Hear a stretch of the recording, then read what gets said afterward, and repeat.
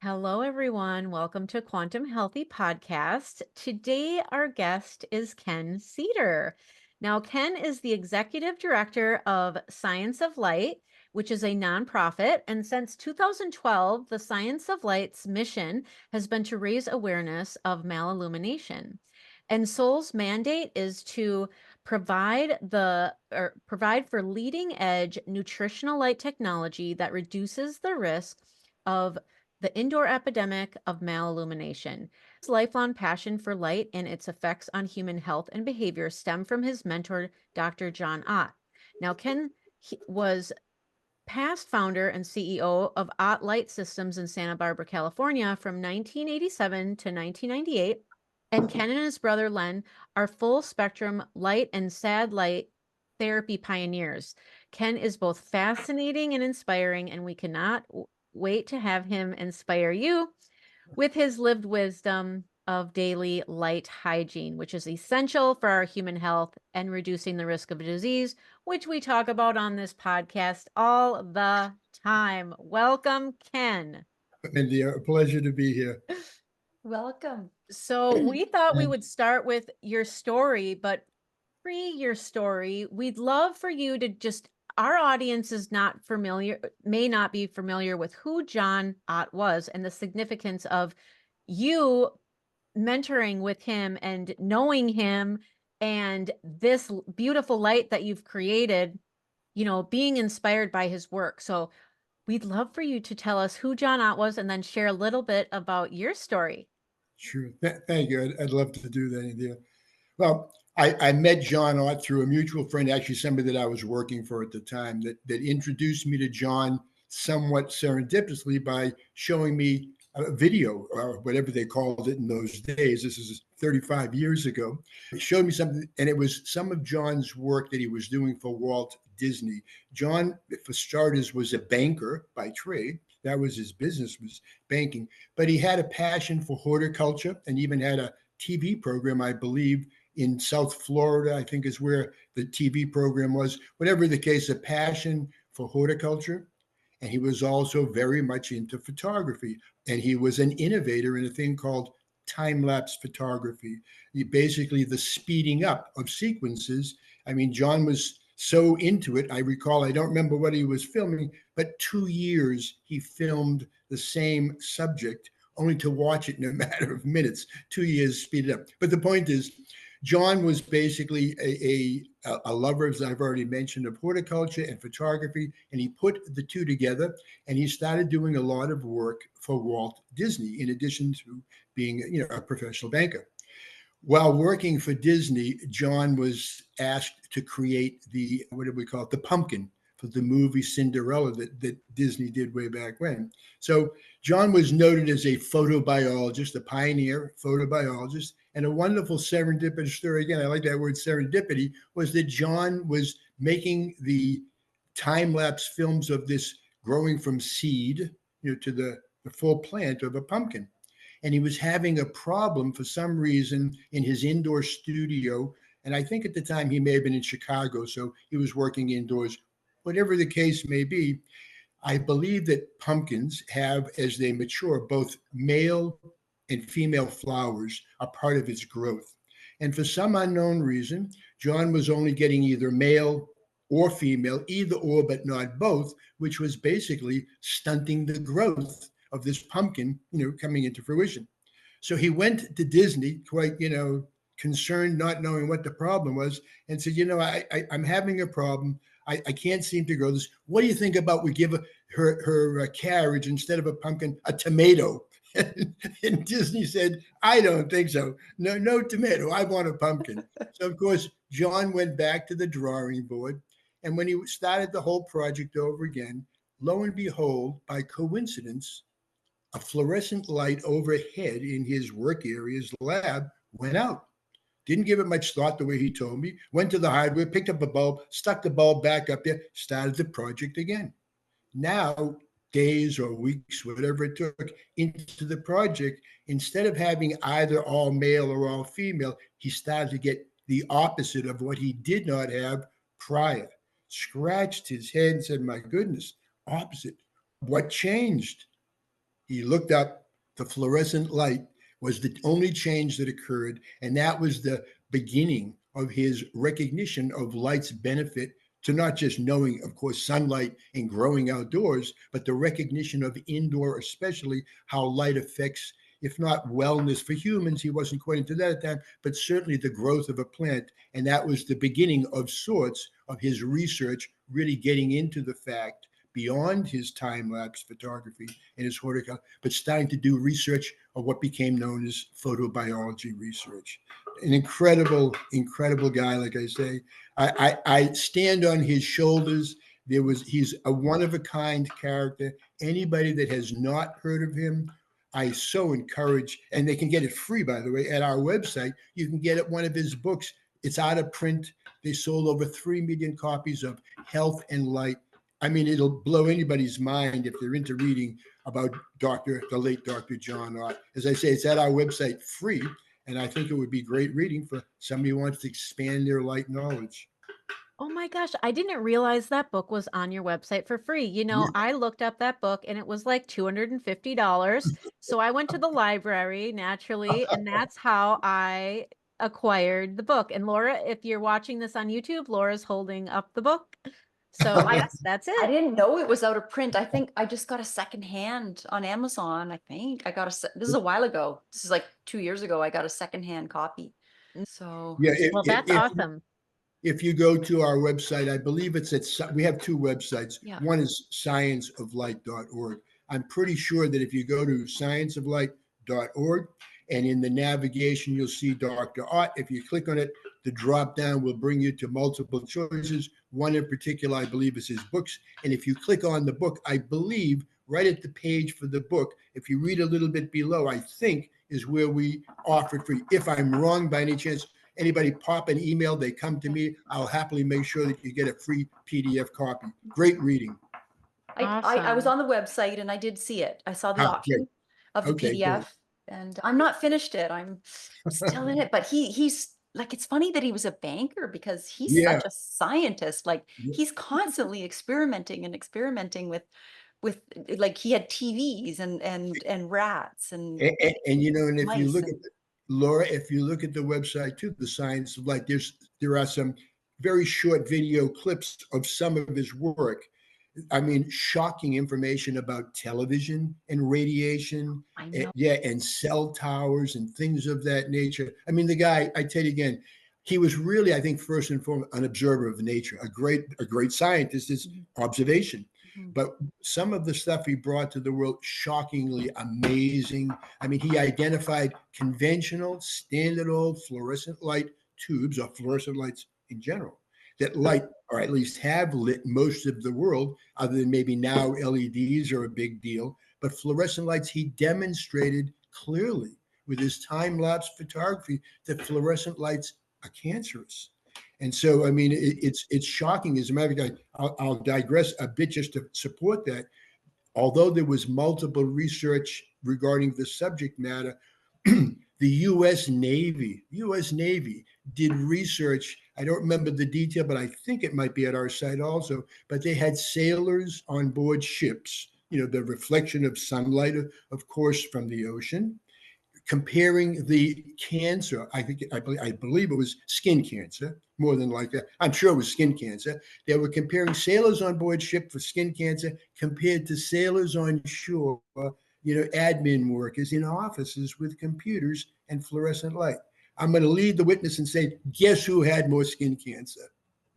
Amazing. The admin workers, how sad, but more skin cancer indoors under fluorescent lighting than sailors on board ship, where, of course, the claim of the sun reflecting off of the ocean, you know, would be extremely strong. So, I mean, that is shocking. Of course, he brought that information to the fluorescent lighting manufacturers, and they all just ran away from him because to acknowledge it would have been an indictment that they had a cancerous product. So, as much as he identified it, he was poo-pooed.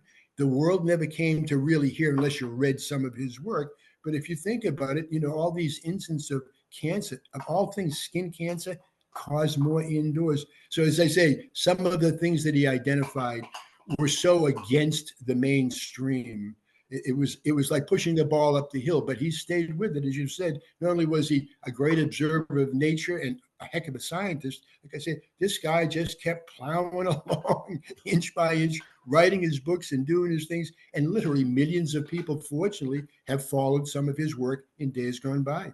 Okay, well, let's get back to your story. How did you find him? Okay, that was another one of my serendipitous good fortune. I had been working for a toy manufacturer, a famous toy manufacturer in his day. And when I had completed my task with him after a year or two, whatever it was, I was very fortunate to work with a real character, but he really liked the work that I did, which was very pleasing. And he said, Ken, he said, I would not only like to work with you, I'd like to be your partner. And because you've done such a great job, he said, if you go to my office at his guest house and you look on my desk, you'll see on the left side a pile of deals and proposals that people have offered for me to finance. He said, and if you find something you like, I'll be your partner. I'll back us and let's go to work together. I said, boy, that sounds great to me. I had a new family at the time, whole lots of things going on. Anyways, needless to say, lazy old me went to the desk. And as soon as I got there on top of the pile was, again, a VHS or a video, whatever you call it in those days. I took that, stuck it in the machine that was right next door, and bingo, there was the work of John Ott for Disney. And I was mesmerized, even though I had seen I don't remember the names of the movies of Disney, but I remember flowers unfolding and things that were just like, as a kid, wow. Well, I immediately picked that right back out of the machine, ran back to see my friend Eric, said, who the hell is this? He said, oh, that's John Ott. He said, I'm backing some of his research for television. I said, really? He says, yeah. He said, my kids sit in front of that television. I can't get their attention. I hate television. And John is demonstrating that it's cancerous, especially color TV. He said, do you want to meet him? I said, sign me up. He gave John a call. Needless to say, as a financial backer, John was wide open to paying attention. And he arranged for a meeting. And I ended up with a license agreement, again, back in the late 80s. I believe you mentioned the date, in the late 80s. I then became Ott Light Systems in Santa Barbara, California for about 10 years. And that was pretty much where my story started. I might also mention that as much as I was Ott Light Systems, I never saw myself as being in the lighting business. What I saw myself basically was in the wellness business, health business of sorts. I had been a co-director after the fact at a place called Hippocrates in Boston for wheatgrass and sprouts. So my world of sorts, at least as I started to mature a bit, became conscious of wellness. And I just never saw myself, like I say, in the lighting industry. It was always about light therapy at its best. But that's pretty much my story in a nutshell, Laura. So the Ott light, is that what was made? In those days, John had a product. I can give you a little bit of a history if anybody would like to know it. When John was when he started to recognize the importance of light, as I say, he was originally located in Chicago. At the time when he discovered the need for more sunlight quality for his pumpkins and more that he grew thereafter, he went to a company that I think is out of business now, but in the day it was called Durotest, a Chicago lighting manufacturer, one of the smaller independent lighting companies. And he convinced them to make a so-called full spectrum light, which John coined the term in those days, full spectrum light, suggesting light for health or sunlight quality. They agreed. They made a product. They called their product Vitalite. I believe it was VITA, possibly LITE, Vitalite. They actually were so successful with it that they actually got a patent. I think it might have been the only patented full spectrum light, at least in the US, not only in those days, but I think ever, quite frankly, Vitalite. They used to sell them primarily also, Laura, in health food stores. It wasn't that common to find them because when the word got out about these, all the major companies said, oh, that's baloney. Philips and GE, they said, that's ridiculous. Ironically, when the patents ran, guess what? They all started making full spectrum light, of course. However, John became, I should say, a spokesperson for the company for several years, he became a spokesperson for the Vitalite company, or promoting the Vitalite product. Curiously, while doing some research a few years in, I forget the reason for the research, but I think I know. He was growing flowers for the Barbra Streisand movie, On a Clear Day You Can See Forever. And Barbara, as you may know in that movie, even though my memory, again, I can vaguely see her, she was singing, and the flowers, because of Ott's work, were dancing. He made the flowers dance to her singing. Anyways, so he was filming those flowers, and he had these large banks of 8-foot long, these really long fluorescent tubes. And in front of the bank of tubes, he had all these little flower pots growing, again, whatever type of flower that was being used in the movie. Well, in a window of time with his cameras, they were catching that the plants, he started to notice that the plants in the middle, like the 4-foot into the center of the tube, were growing great. And yet the closer that the plants were to the ends of the tube, called the cathodes, they were starting to be progressively more and more stunted. The closer they got to the end, the shorter they were, not growing properly. And when they got really close to the end, they started having these brown leaves, which he started to research. And lo and behold, the plants were getting cancerous growth, those that were closest to the ends of the tube. So he brought this information to the Dorotis company. They were doing great guns. They didn't want to hear that there was a problem with what they were making any less than anybody else. It would have been an indictment against fluorescent, as already mentioned. So he separated from these guys and went off and made a patent improvement for the Vitalite that became known as the Ott light. And in those days, the challenge was that it was no longer just a fluorescent tube. Because of the radiation and because of the lack of ultraviolet light, which John was a proponent for, his Ott light was a fixture. It was an assembly. It was not just a fluorescent tube. And what he did was he had 3 separate patents that became known as a product as the Ott light in its day. And one patent was to add ultraviolet. So you had the so-called visible full spectrum, which at the time he was using a light tube called Chromo 50. I don't know if they still make them, but it was manufactured by GE in its day. And I'm speaking 35, 40 years ago, by the way. The point is he had the white tube Chromo 50, and then between the 2 tubes or the 4 tubes, depending on the size of the light fixture, in the middle between the larger tubes, he had a small tube of either 6 or 9 watts of ultraviolet A. The ultraviolet A was being added, so he referred to his product as full spectrum with added UV, was the generic term of an Ott light. Additionally, at the cathode ends of all of the fluorescents, he would wrap the ends with lead foil.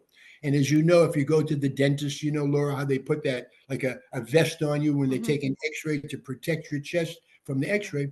Well, the little lead foil came from the 3M tape company, and we would wrap the tubes so that it would take and either collect the x-ray radiation or redirect it horizontally so it did not come down and hit, the folks that were under the light. In addition to that, we had a radiation shielded grill. It was like a screen mesh, if you would, kind of like a chicken wire mesh that was in front of the diffuser, that laid in front of the diffuser. So it was collecting radio frequency waves from the fluorescent light itself. There was the shield for the low-level X-ray radiation, and there was a separate tube, thus for the UV. Therefore, he had 3 separate patents associated with what became known as the Ott light. For me, it was incredible to see and understand it. The difficulty was to try to sell somebody to replace their tube for $1, $2, or $3 with a $300 light fixture. It was a very uphill battle to sell. Fortunately, we were able to sell a few. However, at the same time that we started selling those lights and license, again, another one of my serendipitous moments, on the cover of People magazine in 1988 was a chap, a doctor. I'm trying to think of his name. The name eludes me at the moment, but I'll come to it if it's relevant. But the fact is, there was a doctor who is associated with the discovery of SAD, Dr. Norman Rosenthal. Dr. Norman Rosenthal was on the cover of People magazine with a big 2-foot by 4-foot light box, and the title said, "Light cures," which was a shocking word, cures depression, which we can't say that these days. But the point was, when I looked at that cover, I almost fell over. Light cures depression. And here I am just opening into the lighting business with a fixture that was big like the picture. And that I said, oh, I couldn't sell you to change your bulb, but I'll bet I could sell you to get rid of your depression. And lo and behold, we started making the first full spectrum SAD lights way back in 1988. And then a friend of mine came into the office and said, he said, that little sample of yours, I used to carry a small version of 1 foot by 2 foot, a sample of the Ott light versus a big 2 foot by 4 foot fixture. And my friend said, I really like that little sample. There's something about the size of that little light fixture that I think you ought to try that for light therapy instead of that big monster. I said, that sounds like a great idea. Lo and behold, we tried it, became very popular, and that's what we started selling, these little 1 foot by 2 foot little light boxes as they become known.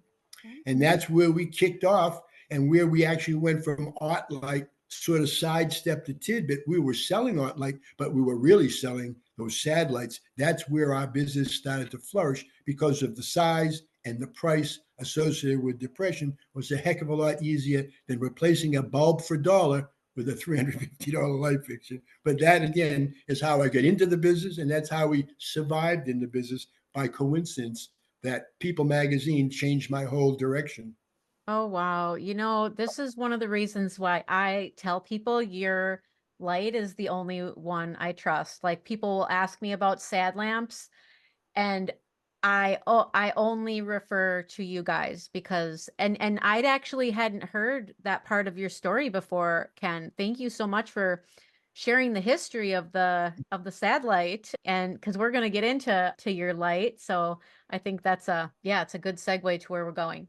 Yeah, and I'll touch on more if you remind me. I'm sure you won't have to, but when we do talk about the difference of our so-called light compared to others, from a SAD perspective in particular, but not limited, there's really a huge difference of a little safety warning that we'll touch on, whenever we're ready to go into that direction. Oh, perfect. Do you want to go there now? Do you I'll want? be happy. I'll be happy to go. Yeah. Because Well, but first, you actually, okay, so you talked about the coined term of John, the full spectrum light, but you haven't talked about the Mal-Illumination. So let us know about that, and then we'll go there. Yeah, I like it. Thank you, because that's really, as much as full spectrum light is sort of generic, although it started with John Ott, the real purpose of our little nonprofit, which has been out there, I think it was 2012. I say we, by the way, that's myself and my dear beloved brother Lynn. We started our little nonprofit back in 2012, about a dozen years ago. Mostly, I think, I had grandkids and I wanted to do something that the kids would be proud of. So we said, let's raise awareness of the importance of light. Well, you can imagine, as much as it was a nonprofit, nobody wanted to donate for us to tell them to go outdoors and get some sunshine. That said, for about 10 years, give or take, we were simply online. Internet was sort of new to us or whatever, and basically promoting, raising awareness as best as we could. However, we were doing it in those days, primarily, as I say, online was the bulk of our effort. Anyways, we were all about raising awareness of the word that Andeea just said, mal-illumination. And John's quote for a quick definition is that mal-illumination is to light as malnutrition is to food. And although I know that both of you, as quantum teachers of quantum biology and all that goes with it, I know that Laura, you in particular, the word nutrition is almost like a high point, where Andeea, it's addiction. I mean, as far as just separating you guys a little tiny bit in that world of quantum biology. Here's something that I'll bet a lot of your viewers don't know either, that not only is light a nutrient that John discovered without a question of a doubt, but here's something really powerful. If you do not have the full spectrum of light entering your brain through the retina of your eye, all things that you ingest, your food, maybe your vitamins. Vitamins can be painfully expensive. A lot of people invest a lot of money in vitamins and supplements, but your food, maybe even your medications, whatever you ingest, if you do not have that full spectrum entering the eye, you will not metabolize properly because, excuse me, metabolism is basically 100% dependent on light. And so, therefore, what I'm saying is that all foods that you ingest, nutrients, they all have what's known as a specific wavelength absorption. In simple language, they need a certain part of the spectrum to metabolize, to break down, to be more usable. If you don't have that light coming in, I hate to tell you, those expensive vitamins and that lovely, possibly organic nutrition, you may be, pardon my French, putting it down the toilet bowl instead of making it build your body. So the fact remains that it's not only a catalyst, itself, excuse me, not only a nutrient unto itself, it's a catalyst to break down, metabolize, and assist with absorption. So the light in your eye is so much more important besides the mood associated with depression. I'll go on endlessly. You'll forgive me. I don't mean it, but the fact is mal-illumination, that's what we're all about, raising awareness. And the generic description of it would be that not getting enough natural sunlight and basically too much artificial indoor light, especially, of course, at night, which we know that kind of well these days, excuse me, about the blue light, which is somewhat in the public's, understanding. But the fact is mal-illumination is this quiet little ailment, funny little word I call it, serious problem. Fortunately now, because of circadian rhythm disruption and the lovely group that's now the Circadian Rhythm Disruption Challenge, which is, yeah, incredible. I think all three of us are ambassadors. Yeah. Right? Yeah. And mal-illumination could almost be, I even wrote a note most recently to them that mal-illumination is somewhat of a precursor to circadian rhythm disruption, all that's being said. So again, the fact is there's no doubt that they tie together. John wasn't speaking at the time specific to circadian rhythm, but he certainly was speaking about that lack of light, too much wrong light was unquestionably having a very adverse effect on wellness, and at the same time, potentially supporting, do I dare say, disease by not having the right voltage coming through your brain and your nervous system. So mal-illumination is what we're really all about, first and foremost. Yeah. So you're saying the light and actually allows for bioavailability. So whether it's energy, food, or vitamins or nutrients, whatever we're trying to take in and actually we want our body to absorb, light is key. Unquestionably, like I say, again, the discoveries of John Ott are so mind-blowing. And more than what I really love about John in particular, he captured it on video, this time-lapse. The camera didn't lie. So whatever he saw, he shared. You can believe it or disbelieve it, but the camera didn't lie. Ken, back to the nutrition. I'm so glad you brought this up because I had a question drafted for you, and it was, why should we not take our vitamins in the dark? And you basically answered that. But oh man, now I'm really thinking about the fact that first thing I do in the morning is I get up and I have a glass of water by my bed to get my, whatever, like magnesium in. And I'm thinking, Laura, you should be taking that outside at sunrise. And then, of course, where I live, like you're in Arizona, and well, Andeea, you have the same problem. You're north in Oregon. I'm in Ottawa, 45th latitude. There's a certain point, like really this time of year now, where I can't really eat my meals outside. I really, really try to prioritize them outside because of exactly what you said. And nobody has really explained it to that detail. So thank you so much. My pleasure. But it makes you wonder about your light. Like, what if you brought in a full spectrum light and put it on during the dinner, during dinner mealtime? Right. I can assure you, although you can't see it, if I move my computer, I just don't want to lose my plug-in. But sitting to my right, well, I can move it to be seen. I don't know whether that shows up or not. My little light here. Yes. But the fact is, it's sitting to the right, in my case, to the right of my computer. I'd say less than 2 feet away. And I'm using it on the near mode, the near infrared mode only, so that it's sending red and near infrared light to my eye to regenerate the cells. So I'm not wearing blue blockers. Whatever light may be coming that's not so good from the computer, in addition to the blue, the fact remains it's not stopping any of that light radiation, but it's countering. It's much like you asked about the window being open. Having some good light coming in, no matter how much or how little, it's going to mix. It's almost like black and white makes gray.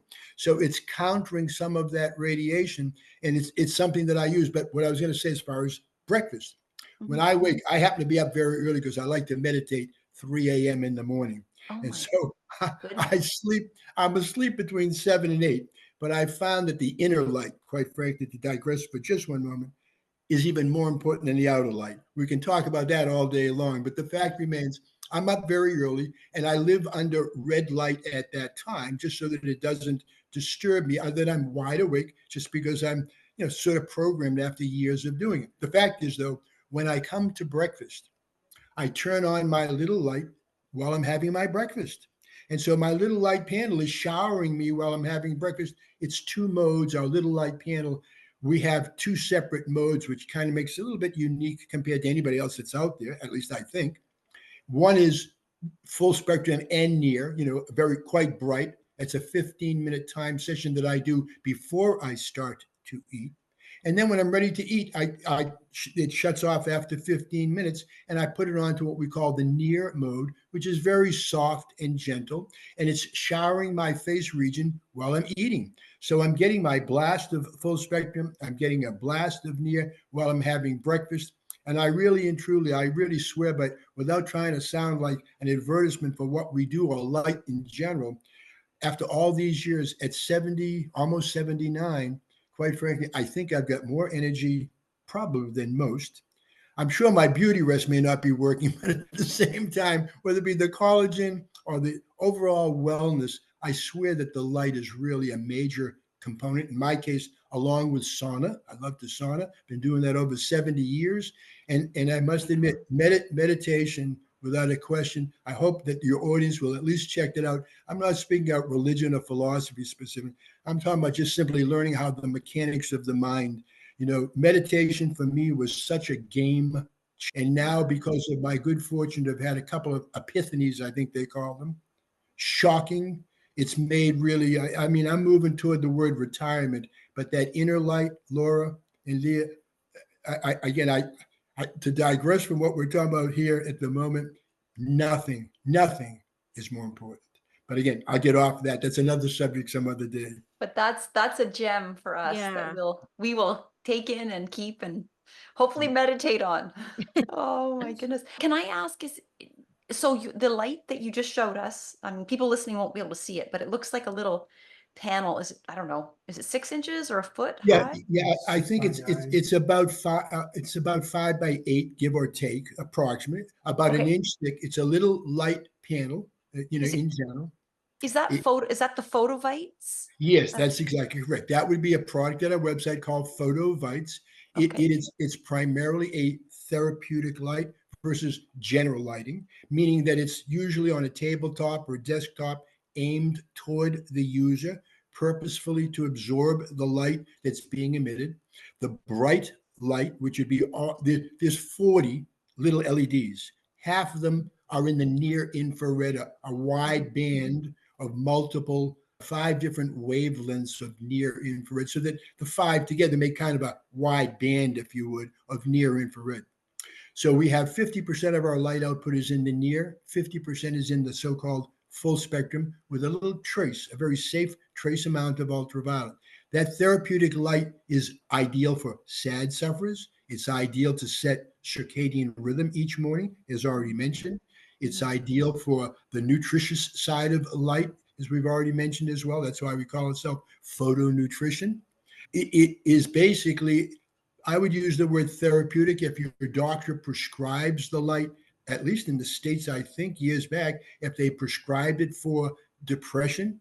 Many insurance companies even cover the cost these days for a light panel for depression. The light is definitely the little Sol Photovites. That's the one I use at my computer. As I say all the time, it's basically giving you that near infrared that has been demonstrated to be beneficial to your eyes to help regenerate the cells. So whatever the computer might be doing, it's not stopping it, but as I mentioned earlier, it's countering that effect. And my vision at almost 80 years old, I think it's pretty much above average. I do use reading glasses on occasion when I'm really trying to see the fine print, but in general, I don't usually wear my glasses at all, driving or otherwise. And again, I do think it's from being out in the sun, and I think it's from our little light being indoors. We're indoors a lot. When it gets cranking to 115, 120 degrees here, you don't spend a lot of time out there playing in the sun. So whatever the case may be, that is our little therapeutic light, the light panel called the Sol Photovites. Okay, So so now I actually have the bulb clip Yes. on. So on this desk, I have two screens, and then I actually have the clipped on the stand for the, Yes. so it's kind of, you can probably see it in my glasses kind of. I, So it's I not, can. so it's not right at me. It's actually aimed towards the ceiling. Talk about that product and that Sure. bulb. Sure. BioBulb? The BioBulb has the same recipe, if you would, as the little photovites that we just mentioned. It does not have the bells and whistles of separating the infrared from the white. It's all together, if you would. It's not as bright, but it's also bright enough for a sad sufferer. Positioning like you're doing, Andeea, preferably showering the face non-intrusively versus bouncing off of the ceiling. If you can get comfortable, of course, it would be advantageous to have shower the face region so purposely it gets into the eye. Above is wonderful, Okay. kind of like the sun. Again, you always want to be comfortable, so you don't want to have it, glaring at you or whatever. It's okay if you look at it. It's not meant to be stared at. But the point is to shower you the way you're saying, probably between you and your monitor would be the ideal placement. So the light is coming down sort of towards your keyboard. Therefore, it's coming down behind your eyeglasses, possibly. It's coming down in front of the screen. That would be the ideal, again, to be able to see by it and to be able to absorb its nutritional benefit. And at the same time, the light being both near and visible full spectrum would help to counter the negative effects while computing. Well, you know what? Good thing I bought the telescope, because I'm going to change it now to be the lamp, so it's showering down on me. Well, you can't see it, but I have one at the same time. Again, you may see the light coming down. I have my little panel is on the desk, close, as I say, maybe 18 inches away, strictly the near at the moment.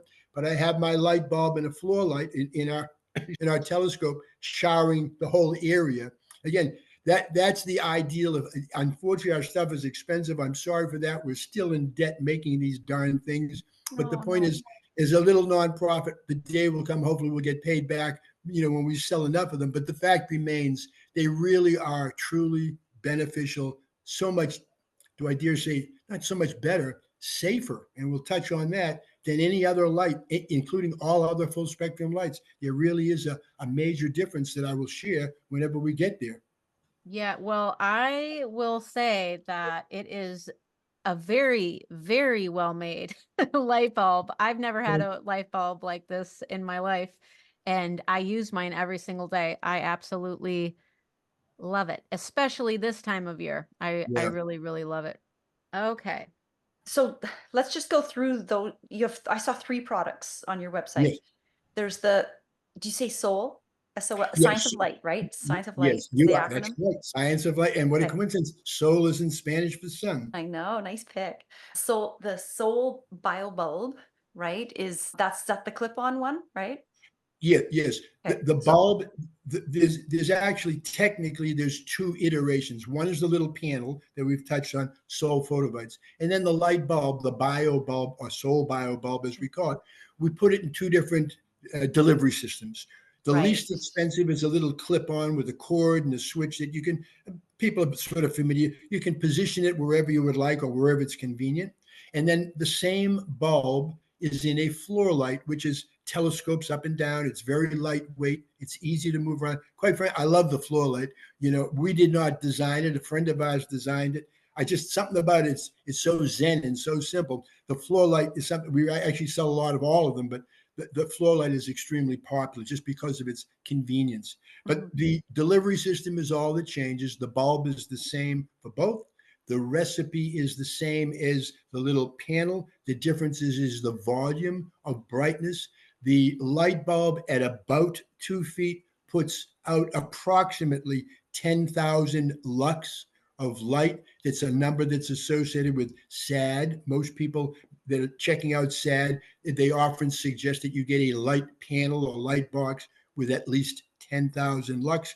Therefore, our little light bulb could easily be used for SAD sufferer, as well as all of the other benefits that we've mentioned. The primary difference is it doesn't have all the bells and whistles. One other advantage that it does have, it can be used for obviously general, environmental lighting. You can just light up your area, and you could even put it, if it fits, into ceiling cans. But I would encourage anybody that has interest in ceiling cans to make sure they check the measurement, because it's got it's pretty wide, and you don't want to be buying something that's expensive that doesn't fit. So that said, the fixture, the light bulb has the benefit of more general lighting purposes for any use as well as therapy, although the light panel is quite therapeutic by comparison.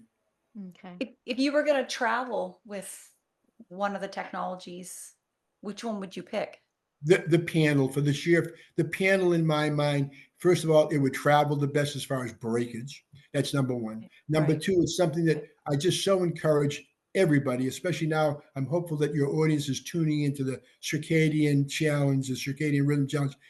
Morning light, there is nothing, I'm sure all three of us more than agree, other than just waking up and being grateful for yet another day to try it again. The fact is nothing is more important. So I would say that the light panel is probably the most convenient for travel, the most impactful, especially if you're traveling and you're working, you're bound to be at the computer more than likely if you're a business person. So you'd have the wake up benefit of circadian rhythm. You'd have all the benefits of the nutritional factor, but you'd also have the near infrared while computing while on the road. You certainly could carry the bulb, but the bulb is delicate. I think the breakage would be much greater. However, both would serve well, but I don't think there's really much. My choice would be very simple, hands down, the little light panel, especially for travel and movement. You just touched on your whole slogan, which is SolShine for indoors and sunshine for outdoors. Yeah, yeah. So you're right. Sunshine outside, soul shine inside. Another one that we love too. I don't know whether you guys have got it or not, but we have a little slogan that we use too that I just fall in love. It's enlighten someone you love. We have a little PDF that we often link it to that we call Bio Enlightenment. If you've not Oh, seen it, it's I'll so send you a good. copy. You may have interest in posting it if we've not already done it. Yeah, It's so but good, it Ken. gives you I a loved good. it. Oh, thank you. Oh, good. Yeah, It gives you a good insight to the subject. We try to give you a little bit of insight to the different types of light besides just pitching what we do and why we're different. And at the same time, like I say, that idea of enlighten someone you love, when I heard that, I said, that's it. Enlighten someone you love, starting with yourself. no, it's so good. It's like 40 pages, but it's very graphical, very quick to Yeah, go through. Wonderful yeah, quotes all through it. And yeah. back to so I'm going to send that to I've got some clients in mind. I'm going to actually just link the PDF. But so back to the lights. Laura, if you before I forget, if you remind me, matter of fact, I'll do it if I haven't. I'll even make one up with your information at the tail instead of mine. So I'll make one of those PDFs specific for you guys each that you can either post or do as you see fit. That way, if somebody at least is interested, they'll know where it came from. Oh, I love it. That'd Oh, be great. awesome. Thank you, Yeah, Ken. thank you. Okay, so the lights, just to clarify a couple things. Each are like 5,700 Kelvin. Is that right? And that puts them in the SAD Yes, and that's a category. number two. Yeah, yes. Well, sad light, they actually associate with what they call generically bright light. Right, And then right. from bright light, they discovered that the blue was what was really triggering, the benefit. However, the 5700 choice is what I get from John Ott again. It all comes back to John. John basically educated me that 5650, that's 5650, 5650 is noonday sunlight Kelvin temperature. And because the indoor environment, although there's circadian changes throughout the day and the color temperature changing, John's perspective, at least in those days, was that because we're in such an unnatural environment, that high noon would be a nice energetic push, if you would. So we followed that lead, where our light is 5,700 Kelvin, as close as we could get. We use a chip from a really world famous manufacturer of that little LED chip that we're very pleased with the light spectrum. It's as good, if not by far better, than any other so-called little LED out there. And for those folks that are concerned about LEDs and the blue light, our LEDs are unique. They don't use what they call a blue pump. They use a violet pump. So our little LED selection is unique.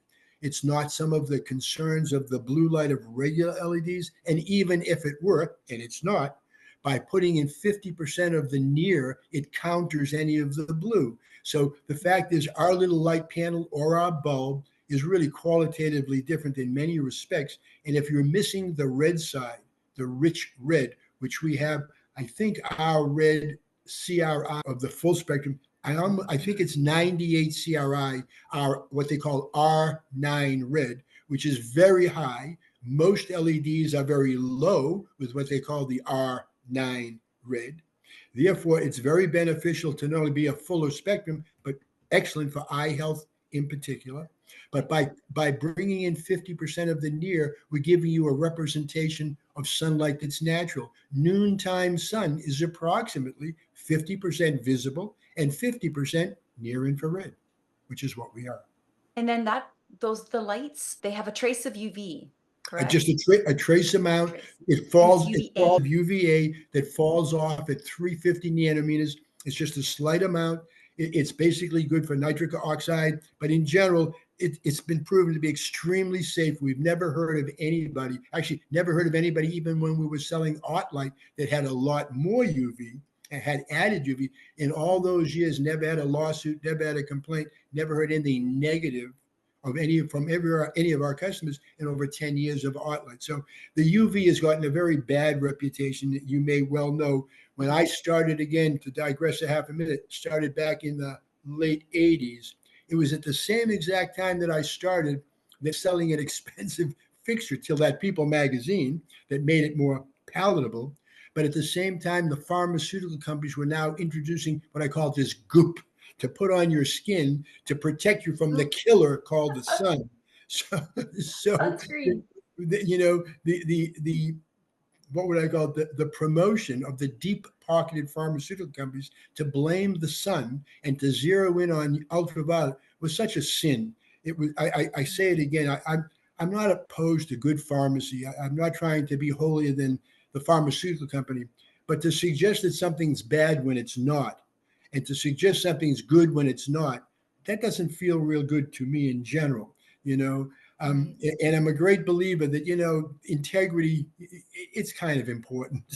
There's a lot of problems out there in life. We should at least attempt to walk our talk and to do the best we can to think of others at least a little bit beyond ourselves. That said, though, the pharmaceutical company really gave UV a very bad rap. And John, I don't remember the research, you'll forgive me, but it was with rabbit having very sensitive eyes. He and a famous researcher, they validated that if the rabbits did not get the UV, that the cells in the eye, again, you'll forgive my ignorance of the research, but the point was that the rabbit's eye, as well as humans, required the natural amount of UV for proper cell biology of the eye. So to suggest that UV is bad for you, and I see these folks often wearing, especially here in this retirement community, there's a lot of old people, and I forget when I look in the mirror, oh, that's me too. you see them wearing these very heavy duty dark glasses. It's like, my God, please take those darn things off. They've been led to believe years ago that sunlight was bad for your eyes, bad for your health. They cover up. I mean, again, I don't want to go there with all my negative about my feelings with the pharmaceutical and UV. But the fact is, a safe amount, what I jokingly call safe sun of UV, even in the shade on a cloudy day, no problem. It's essential. I mean, just Right. think vitamin D. My goodness, whoever invented the sun did not make a mistake. And No. there's so many of us are vitamin D deficient. I think it's as big of a problem as anything. And how important, what does vitamin do? The question is, what doesn't it do? So the fact is UV is essential. The trace amount we give you, we will probably actually make a new version if all goes well with added UV like the old days with Ott. But for the moment, Laura, it's a trace amount. I would go so far as to say it's extremely safe, and the little tidbit is beneficial. Okay, I've got questions on UV, on vitamin D, but before I go there, I just because I think you're a testament to your own lights. You said you're almost 80, 79, Almost, almost 79. yeah. Sorry, okay. You've been using these kind of like between the Ott light, probably, and then now your own lights. Do you have any sign of macular degeneration? Do you have cataracts at No, all? no, my eyes are above average. Fortunately, no cataracts, no sight problems. I use reading glasses very rarely when reading, if it's small Yeah, print. that's it. Soon to be 79, no aches, no pains, no medication. I mentioned I get up at 3 a.m., although I'm down by between 7 and 8 p.m., but the point still remains no. And I do truly, again, as an endorsement for light for wellness, especially Yeah. the Ott light that I've used most over 35 years or give or take. And then there was a light that we did make way back when called IntelliLight for the computer user, and now our little light. So I do swear by the importance of light for wellness. Obviously, I'm there. Do I dare say in the business, but really more so raising awareness. But the fact remains very important, very, very important. Yeah. And Yeah. like you're like us, you're in front of a computer probably more than you want to be too, right? You nailed it. Absolutely more than I want to be, and I do not turn it on my without my little floor light showering me or my little LED panel of solar photovoltaics. Again, as we speak, on the near, and I'm just looking straight at you. My eyes feel very comfortable for whatever time that we're chatting here. It's an absolute, for me, absolute essential, as I've mentioned. When I instead of blue blockers during the day, I depend on my light. I definitely agree. Red light at night. I don't even use blue blockers at night. I stay away from the computer. I just have red light in my environment. When the sun goes down, I shift to red light throughout my little apartment here, and I've learned to live by it, got used to it, and I sleep again, probably for my age, better than most. So telling. Okay, back to the light. A couple questions. So because it's just a trace amount just to confirm, it's trace amount of UV, people aren't getting vitamin D from this. No, correct. You may, depending on your sensitivity, you may get vitamin D. We don't recommend, excuse me, to depend on it. I say that to you only because, again, a little side story. When we were making Ott lights way back when, it was also UVA. It was not UVB, which would have been specific for vitamin D. Mm. We had somebody interesting in Canada, a young gal, actually it was her doctor, and a young gal patient. I don't remember the ailment, but something about vitamin D and calcium, some kinds of issues that I don't recall, but it was definitely lack of vitamin D related. In turn, they got one of our lights, one of the Ott lights in those days, that had UVA. And they bought the light. We didn't know it at the time, with the thought of thinking that it would not only be helpful to make up for sunshine, but I didn't know then, but they thought maybe it would help with this youngster's vitamin D. Lo and behold, it did. It was UVA, but the doctor actually called in surprise, almost out of his mind. What in the hell is in that light? I can't believe whatever the kid's name was, her vitamin D has shot through the roof. We have to take her back off it. So what I want to say is that this idea of UVA and UVB, that line blurs. And based on your sensitivity, I would just encourage, yes, it might benefit your vitamin D, but we don't promote it as that. But I do not see a clear black and white UVA versus UVB, and UVA doesn't make D and UVB. That line blurs is about all I can say. So again, I would encourage, if somebody really wants to know, of course, the best way is to get a vitamin D3 test. Then you'll know starting, and you can test sometime after. That would be the real way to test, would be the real discovery. We don't promote it for that. It may benefit, very iffy for most. One thing about your website, and in particular that presentation, the what's it called again now? Yes. Bio enlightenment.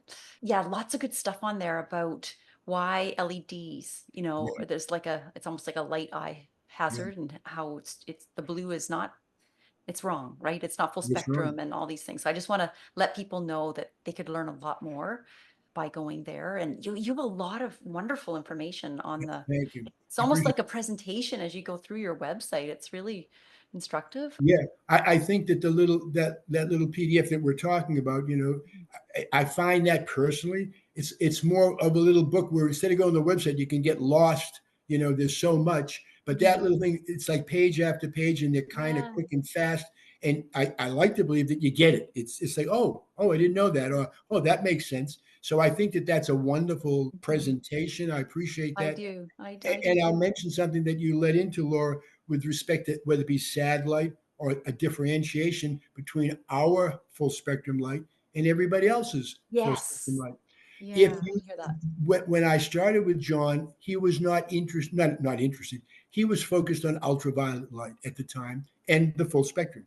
He never touched into the near infrared. I never gave it any thought. I don't even know if I knew what near infrared was. Mm. Whatever the case, his light was by far superior to whatever was out there, without question, in my mind then and still today. Although by far better today, we've surpassed the fluorescent of what John was doing. They don't make them anymore. And the current company that sells Art Light, with no disrespect, I don't want to get a lawsuit, they have bastardized his patents. They've gone away from what he was from my perspective.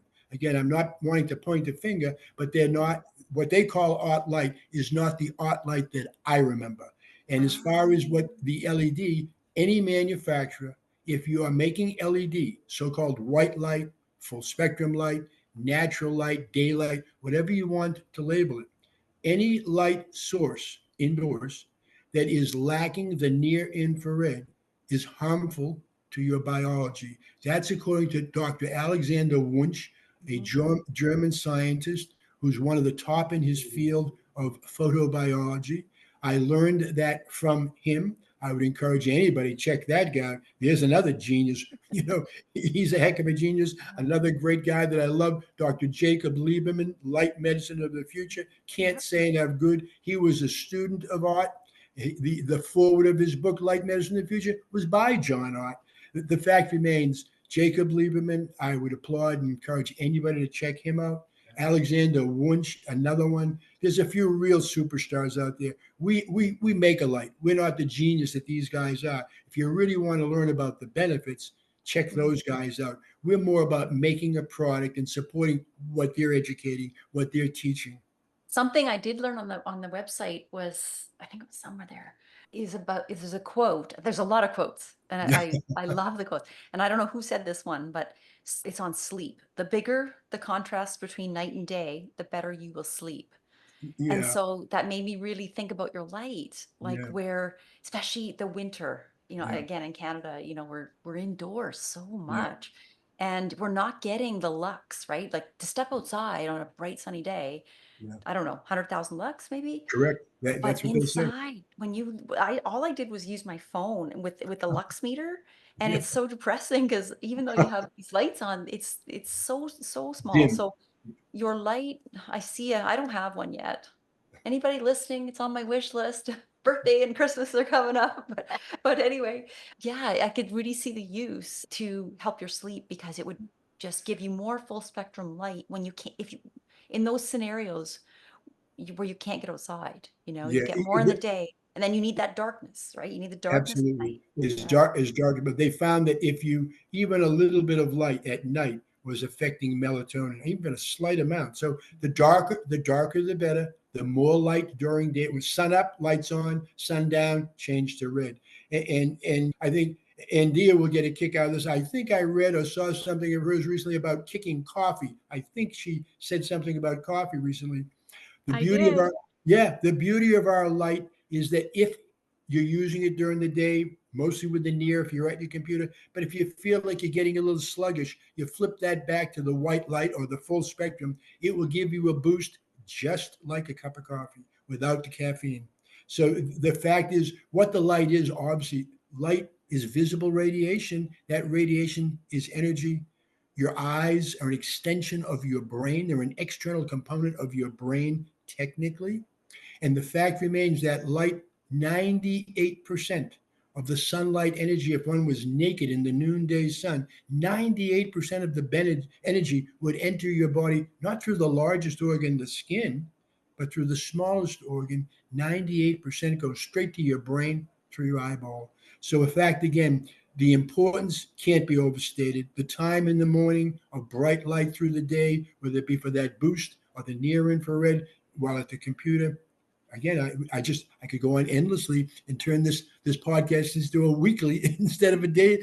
With that blood going through the eye, I learned about that from Dr. J. Montgomery, and I remember Yes. being just shocked when I learned it. So with the glass, like if somebody is wearing glasses at their computer, like they need them to see, are they missing benefits when you Well, have your lights on? Or there's no doubt that the glass itself is a filter. Even though it's clear, it's going to reduce the brightness, the volume of light coming through, depending on whether the glasses have UV protection or whatever. The ideal would be, yes, it filters it. To what degree, unfortunately, I don't know. But I mean, the common sense, it will definitely filter it to a degree. Another little footnote maybe for your audience that would like to know, even though I don't use sunglasses.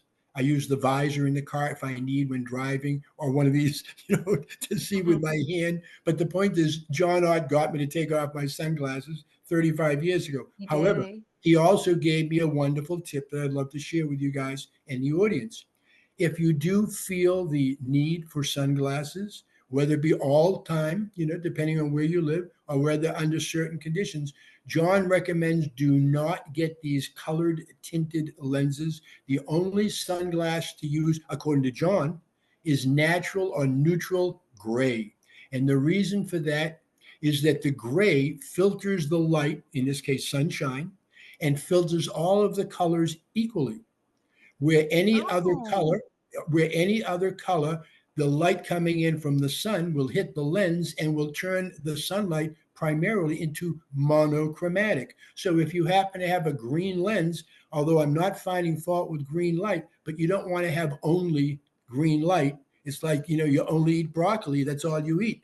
The fact remains, according to John, if you do wear sunglasses, his recommendation was to get gray, simple gray lenses, whether they be inexpensive or from your eye doctor, but basically gray, neutral gray, natural gray. They have different names, but it still breaks down to gray.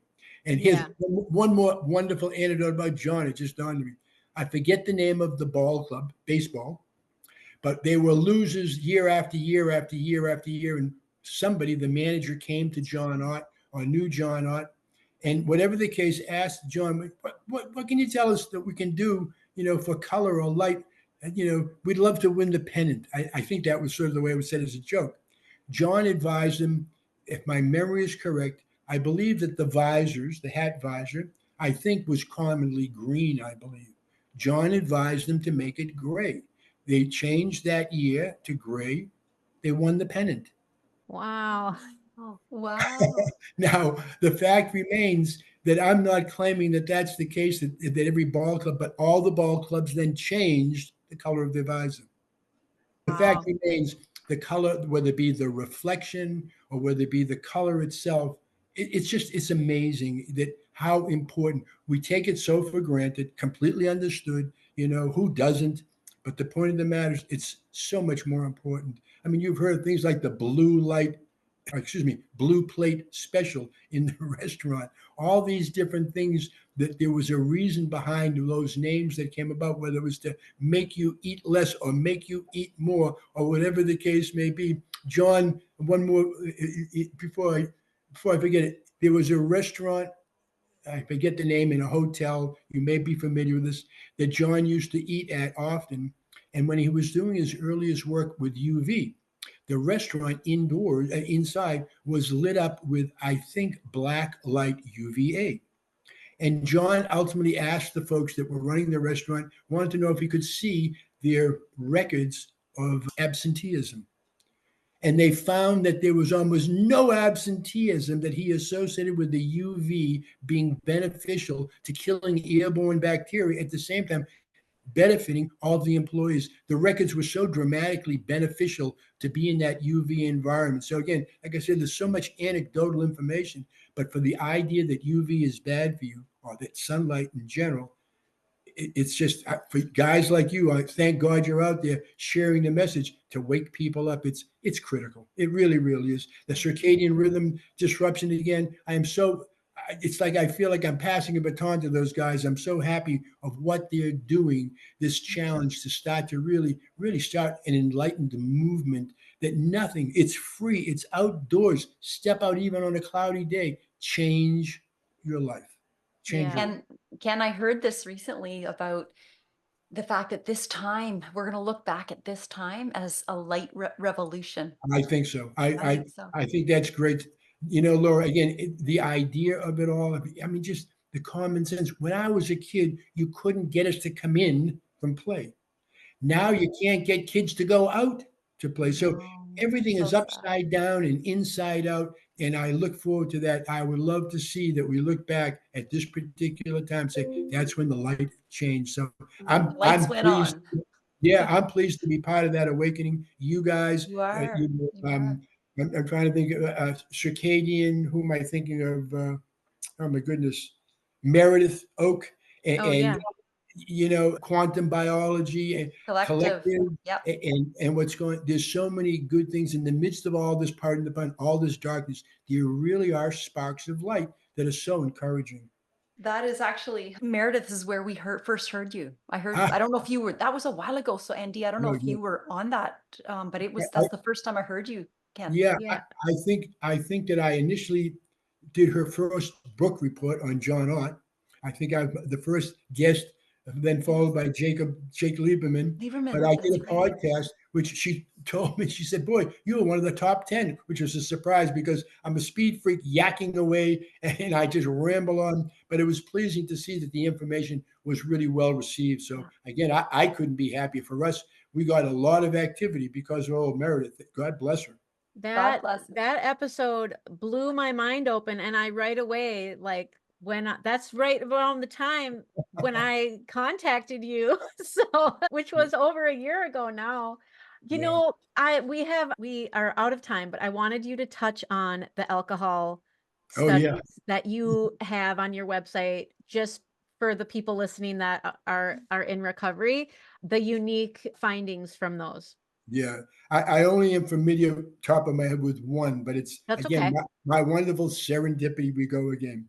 There is, if you go to our website, either Science of Light or SolShine.org, either one, using SolShine, I believe, if my memory is correct, in the navigation says benefits. And if you click on benefits, it drops down. And at the very bottom, it says, and more, and it will take you to a whole bunch of research, a tidbit compared to what's out there. But the very first piece of research is what I'll be referencing. There was a group, I forget who or what, but the point is, they had laboratory, I think it was laboratory rats, and they were giving them these stress tests, whatever they were doing, I don't know, but they were trying to purposely stress them, and they were giving them the opportunity in their little cages. They had whatever food pellets, they had a little basin or whatever you call it, a little bowl of water, and they had a little bowl of some kind of alcohol, and they were trying to stress these laboratory rats to see what stress would cause them, if it caused them at all, to drink the alcohol. Well, I don't think they were very successful for the longest time. Then one day, they came in on a Monday morning, and lo and behold, I believe, all of the alcohol was gone from the little bowl. They scratched and said, what the heck happened here? Anyways, they discovered that over that particular weekend, something failed with the electricity, and the rats were in their cages in darkness the whole weekend. So when the rats were in total darkness, they biologically, instinctively changed away from water to alcohol. When they put the lights back on, they went away from the alcohol. So that's suggesting, in my mind, I'm not going to claim that our light or that sunlight's going to cure your alcoholism and addiction, but I would say it would be a huge cornerstone of support, addiction, not just for alcohol, but it would suggest to me that addiction in general, when your biology is in balance and you're a little bit more natural functioning, goes so far as to say that you can handle a lot more of the stresses of life and not respond or react. I know myself, I was, as of late, I mean, well, years back, I was not really a junk food junkie, other than maybe as a kid. But I definitely liked a lot of snacks and different things, not so many years back. As my get into light over the years, I found naturally that as I became more natural, I just didn't have the urge. It wasn't even that I liked, even stuff I liked, I don't think so. So coming into balance, coming into some regularity, a little bit of rhythm. Rhythm is the cornerstone of life. That sun comes up and sets from the beginningless beginning to the endless end.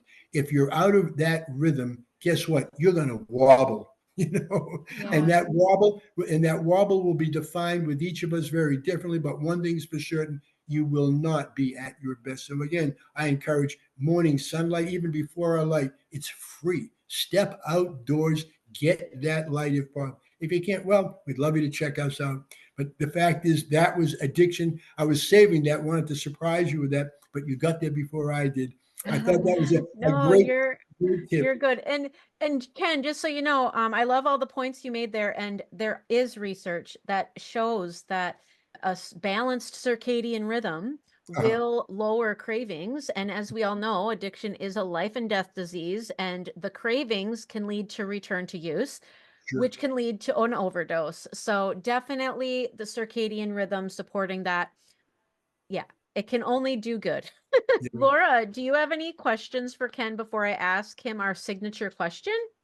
I just have one follow-up, and that is in Health and Light. A lot of those, a couple of those stories I recognized, including, I just wanted to add the one about the glasses. I remember John Ott was experimenting with pink lenses, and he Ah, was like yeah. telling everybody, do not, that's like the worst. And I was like, wow, I've seen pink lenses. They really cause depression. So I thought that was Yeah. something I wanted to. Or I'll add a little bit to that too. That because of his, I think it was because of John, but certainly he was involved with it. The fact of the pink, that pink, they started to use it in prisons or in police stations, because if you took somebody that was hostile and put them into a pink room, they became very chill. However, if you left them in the same room too long, they became overly aggressive. So the That's right. fact is that what looks like it could be good for a moment may not necessarily. So again, it's almost like I say, these daytime daytime blue blockers. I'm not saying don't, because I'm not knowledgeable enough to claim it.